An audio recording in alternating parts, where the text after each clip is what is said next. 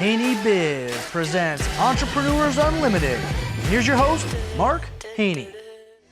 Casey Taylor, 14 seasons as Del Oro High School's head varsity football coach. You have amassed a record of 136-47. You've earned several league championships, division championships, multiple years as Max Preps Coach of the Year, and the list goes on and on. But this year, your first state championship, how'd that feel? It was awesome. We've been fortunate to go to, it was our third time. And, Okay. It was just, it's been a culmination of years of preparation and experiences, and have it work out the way they did. And I think the way our year transformed was just a perfect ending to it. But it was our time. You know, like I said, when you go there, you learn every time you go. And after going what we went through beginning of the year to finishing off, we really felt good getting that final game and winning. Nice. Now, you guys have had so many great years. I'm a fan of the Del Oro football program. And what was different about this year's team, Casey? Well, I don't know if there was a lot of difference. I think we really pride ourselves on playing the best teams in the, all over the place, see where we're at. I think, back to records, when I first started coaching, really wanted to win 100 games, and I was really into stats and things like that. And, we won 100 games, and I was like, oh, that's it. There was nothing that happened, nothing changed. And I think what really changed me was 10 years ago being involved in Character Combine. And I went to a Character Combine, and my dad wasn't around when I was a kid.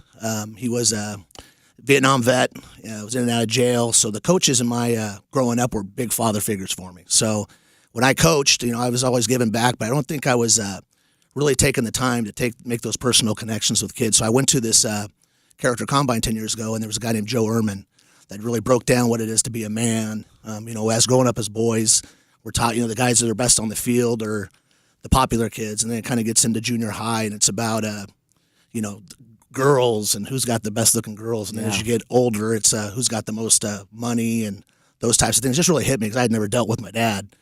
So I was at this thing, and he was a great speaker. I was up in the back, just hitting home to me. And they gave an award. They said, we're going to bring a guy up that really represents what this is about. And I'm like, I got to meet this guy. Well, they called my name. Oh, my gosh. And I was like, oh, man. So that really puts things in perspective for you. So I think from that day, it really turned me of, why do I coach? And so we really feel at Del Oro, we use football as a vehicle to teach life lessons, and that's really what we're about. It's our job to get our boys through our program. We want to win games. We'll compete, and we have a lot of success on the field. But for us, we'll find out how good we were 10, 20 years down the road when they're husbands, fathers, community members, those types of things. So I think the best way to find the best version of your team is you have to go through adversity. I mean, it's easy when you're 13-0 and everybody's, hey, you're the man, and you're doing things right, and things kind of get swept under the rug a little bit here and there, but I think when you get into deep waters, we talk to our kids about, and there's adversity, it really makes you can really make some strides, with the boys. So we play a lot of tough teams, and a lot of it we want to win them all. Don't get me wrong, but we don't mind facing the best kids and kind of giving them perspective too. I think these days parents think all their kids are going to get scholarships. Well, we'll play 8 Division I tackles in the first couple weeks, and so that's a Division I guy going to Notre Dame, and that's a guy going to USC, and it gives them a good perspective that you're not that guy. So I think that helps. Now, Casey, sorry for interrupting you. This season, I'm going to touch back to the character, but one of the things that I think we all learned from Del Oro's start this year at 2-6, and the way that you battled back, was the character trait of perseverance. And tell us about this team as you were going through that 2-6 period. There must have been disappointment. There may have been people who were starting to question whether you were on the right track or not. How did you keep the faith? Well, we lost a couple close games early on in the year against real good teams, so I think we thought we were a little better than we were. And then we got into our league, and we really played bad against Folsom and Rockland, and credit to them, they beat us good. And that's kind of where our low point hit. I think we went back to what our program's about and kind of just really challenged the guys of, we got 4 weeks left. So we're either going to be done in 4 weeks or we want to get going. We ended up losing our next 2 games, but we played really good. And we played De La Salle. It was 40-7. We got beat. But I told them before that game, hey, I'm curious who guys really want to believe in the process and keep going and get into the playoffs. Our whole thing is if we can get in the playoffs, we got a shot. And that's kind of how we do it. We don't really care about our record, even though we'd like to win more games this year. But so after that game, they were fighting. So I think it got back to just little things of we didn't care who scored, how we scored. We didn't care if we scored 2 points, 1-2-0, or we're going to win 50-49. It just the selflessness, I think, came out of it. We had some inner fighting a little bit. Just really addressed those issues. And I think, what was it? Was there a turning point there where, I mean, it sounds like the fighting and maybe the De La Salle moment. Was there a point where it was like, hey, everything changed from that point? I think so. I think after that De La Salle game, I think, one of our things is you got to have fun. We weren't having much fun. And so our whole thing was let's have some fun, play with enthusiasm. We weren't playing real physical. We just were doing the little things right. We weren't just showing up on time, but not right on time, not practicing good, but not great. So just kind of doing those little things, tightening them up, and just believing in the process. We kept telling them, hey, we love you guys. We believe in you. Yeah. Even if you're not getting that back from home or people around campus or the community, we love you. We believe in you. We want to keep going. And I think after that De La Salle game, we realized the guys still wanted to fight. So we won our next 2, got in, found a way to win 4 straight, and then got into the NorCal finals. And, a good example of our guys' will was being down in Bakersfield against a great team and had to drive 86 yards in a minute 20 to get it done. And then, just found a way. And it got to the point when it started rolling. I think just in life, you can see that momentum get going. Yeah. We weren't going to be denied. Harnessing that power of disappointment and pain of losing after the tough De La Salle game and then the infighting, and then finding a way to turn that around and get the momentum going is not easy. But somehow you guys found a way to believe. And I was sitting at a restaurant last night. We talked a little bit before the show, and there was a young man next to me with a Del Oro shirt on, and we started talking about Del Oro football because you were coming on the show. And he was talking about the last game of the season, the state championship. And this is an 8th grade young man that is not into football, but he somehow was at that game. And he spoke about that game like he was going to remember it for the rest of his life. What did that last game, tell us about that last game. What did it look like? Well, it was awesome. I mean, we're very fortunate to be from a great community in Loomis. I think Del Oro is just the hub of our town and what we're about. So we've got great community support. We've got a great administration that believes in the importance of athletics, how they can transcend to academics, and it kind of works together. So we're very involved in our community. Our boys read to the kindergartners and first graders. We're involved in our junior sports throughout it. So it's a whole team feel. And I think to have an opportunity, like I said, we had traveled 2 times down to LA and had great crowds. We had been through the process, and I think we had finals at 12:30 on that Friday, hopped on a bus, and we played at 4. It was a nice commute for the town to get there. It was just a great way to get your town there, get a lot of families, people that have watched us for 14 years. It was a culmination of all that. And, like we tell our guys, you got a lot of little kids looking up to you, and there's a lot of power in that and a lot of responsibility. And I think when you see our younger kids in our community come and want to emulate some of our boys, I think that's a testament or an honor to our guys, and I think that's very important. And it's great to see if you have an opportunity to change a kid's life at 6th, 7th, 8th grade going into high school. Hopefully I can help him on his way through it. So those players after the game, what was the emotion like right after the game? It was very emotional. It was a culmination of 8 weeks getting there and we were underdogs every game. Everybody telling us we couldn't do it, and it's funny watching. My job's weird because you get.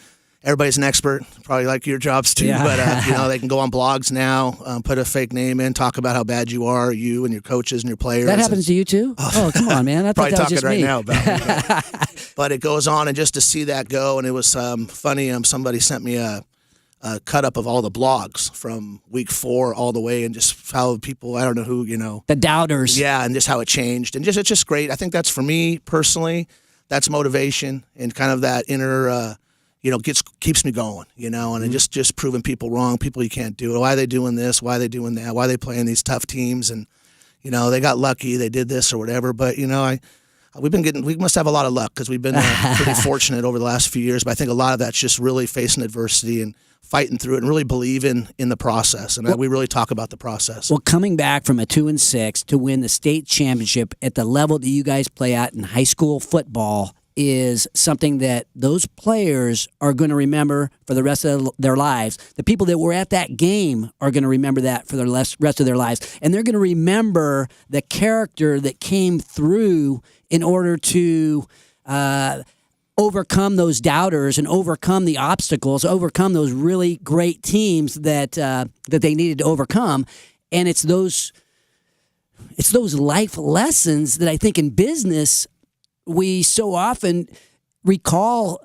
As business people, we recall those times when it wasn't easy and we came back. But those young men and their fan base are always going to remember that. Yeah, it was a great life lesson for our boys, and I think it was a great life lesson for the parents, of questioning what we're about and them seeing us come around, and just the community in general. It's a great story. Like I said, it made it that extra special just to be where we were at and what we were able to do. And I think when we started really making our run, nobody really cared, like I said, who got the credit, if it was the offense or the defense. We just wanted to play for one another and wanted to find a way to win, and I think that really got going. It's amazing how much you can achieve when everybody's on the same page and doesn't care who gets credit, and will do whatever they have to do to help you win. Doesn't matter who gets the credit. I love that. Now, we only have a minute or so left. We have the Allegiant Giving Golf Tournament in conjunction with Del Oro Football Program and Hunter's Barbershop. Tell us, we've worked together for these last several years to try to help our community. Tell us what's going on with your golf tournament. Well, Legion's been great for us through the years. I appreciate all the support you guys give to the troops. That's a big part with me, with my dad and grandpa being veterans. It really means a lot, and I appreciate everything you do for the community for them. We're very happy to partner with Allegiant again and Hunter's Barbershop to have a golf tournament on May 14th. And it's basically all of the proceeds are going to go to our program, our junior program, and our varsity program. So we're really trying to gear our community from our 6-year-olds playing to 18. And this is a great way for everybody to come out and support what we're doing with boys in our community. And all the money goes to the program to help with some facilities with our weight room and some things we're doing there. And also we do a lot of character development talks and food with our kids. And those things cost up a lot. And just trying to do things on and off the field to help these guys. And all those funds will go to those causes. So come out and support us. I'll be out there. I'm not much of a golfer, but I do like to eat, so I'll be out there for the dinner, and we're going to be recognizing the Del Oro football program and the way that they've overcome the odds to go on and win the state championship. I want to thank you, Casey, for being on the show. I also want to thank Dan and Shannon Wells of Bases Loaded. And I got to thank our sponsor, our newest sponsor, the Haney Biz Hub. We are We're getting something going out there at Allegiant Giving Center, and we're making room for more entrepreneurs and more business people to chase their dreams. So we're adding a few desks, adding a little bit of office space there. So we're throwing a party that people love to come to. And thank our sponsor, Limitless Limo, where the big dogs ride. Even Snoop Dogg himself likes to take a Limitless ride when he is in town at ll916.com. And coming up next week, we will be hosting my friend Darren McAdams, the founder of Food Jets. And I'm going to be hanging out with him a little later today. He's having a little kickoff for some of the growth he's got going in his business. And we are going to be talking to Mr. Steve Stolson, too, founder of Notary Express. It's a thriving national notary service based in Roseville. When we come back, I will share my closing thoughts about the parallels between business and sports and share a personal story about the ripple effect that sports had on one particular businessman, me. This is Entrepreneurs Unlimited on Sports 1140 KHTK. Streaming live, podcast, and YouTube at haneybiz.com. You know what? I was, as Casey was talking, I was thinking about, I was going to become a professional football player at one point, and there was only one thing missing. Athletic ability. Yeah, I didn't have it. But it's not necessary. But you know what? We can be anything that we want to be. And when I sold my companies, I think my brother and I both look at each other and like, what's now? And he has sailed into the sunset and is spending a lot of time golfing, manicuring his lawn, and spending time grocery shopping with his wife. And I could not shut it off. And I actually thought about being a high school football coach because I was back there where I'm looking at what's my passion? What do I love? I love sports. I love business. Which way do I take this? I love creating opportunity for people. And here we are today, 6 years later, we've got the radio show. But Coach Haney. Coach Haney, yeah, I am. I feel like I can help people a little bit in building their businesses and building their dreams because so much of it is about the stuff that Casey talked about perseverance and about some of the things that you learn as you discover who you are as a young person, as you become a man. And the attitude, the sportsmanship, the teamwork, those are the things that propel you to happiness in business and in sports. Those are the keys to winning. They're really, character building blocks, right? That's what we're talking about here. No doubt. Victories, no matter how big or how small, give you this insatiable taste for success that never goes away. And without failure, we would never learn the value of resilience and the ability to fight for our own personal victories. And I think that comes from sports and then parlays right into business. No question about that, Tom. I think you make a great point. Is when we have to overcome these obstacles, that's when we find out really what we're made of. And Casey and his coaching staff have made such an impact on these young people, and they're going to take those lessons and carry them with them for the rest of their life. And I think there's this ripple effect that happens to athletes, especially when they go through something so memorable like the state championship. These guys will never forget the state championship. And so I guess what I would say is, understanding that there's a ripple effect, maybe we ought to pick out one of those young people and find a way to make an impact. And I know Casey's done that with many, and I've done that a little bit. I've tried to do that in business and in coaching sports. I've tried to do that a little bit. But where did that all come from? I want to share a story with you guys that's, I'll call it proof of the ripple effect. And it starts many years ago in the town of Bentonville, Arkansas, home of Walmart. And there's these three young men standing on the street corner, and they're laughing and joking, the teenagers having some fun, and laughing about the little pregnant girl down the street. The pregnant girl named Emma. Emma was, sadly, prostituted by her father, and she had gotten pregnant. And so these young guys, they felt sorry for her, so they drew straws, and Doc lost. He had to marry Emma. He drew the short straw. So Doc married Emma. Floyd was born. Floyd, since he was the bastard child, was beaten. He was beaten so bad that he was deaf. Most people thought he was mentally retarded, but he wasn't. That's where it all began. And 2 children later, another illegitimate child comes along. That's Hank. He's also beaten. He ends up migrant farm working his way with the family, similar to the Grapes of Wrath, picking fruit. Ends up in Roseville. Doc, his father, his so-called father, gets a job at the railroad. Hank is angry. He's an angry young man. He's been beaten his whole life, and now he's alone in this new town. And what's he going to do? He's walking along the railroad tracks, and Frank Cervantes pulls up with a group of other young people, and they're on their way to football practice. And they say, "Hey, Hank, come on in, get in."